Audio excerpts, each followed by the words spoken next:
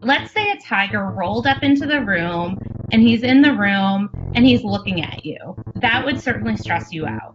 So, what physiological experience would you have in your body to a tiger in the room? So, if a tiger's in here, my heart's certainly going to race. And where are you looking in the room? You're probably looking towards the exit because you want to leave.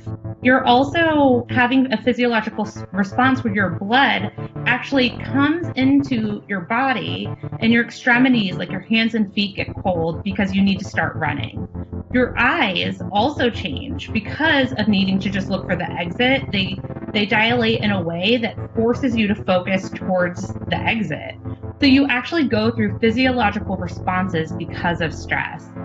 So what is actually happening in our body? First, there's something happening neurologically. Frontal lobe is responsible for judgment, abstract reasoning, insight, and for a lot of us, people haven't had their frontal lobes developed for very long. And when we think about like children and adolescents, that's why learning coping skills for them is so important, because their frontal lobes are not developed.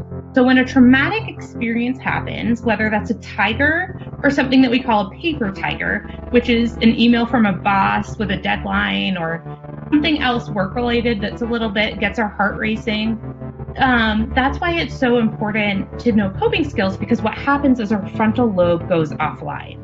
So many of us probably have a moment where we thought, oh, I wished I didn't send that email when I was stressed out. I wish I slept on it and got to it in the next morning when I had fresh eyes. And that could be because your stress response has been activated. And so what happens when we're stressed is we want to get that frontal lobe back online again. There's something called the parasympathetic nervous system and the sympathetic nervous system.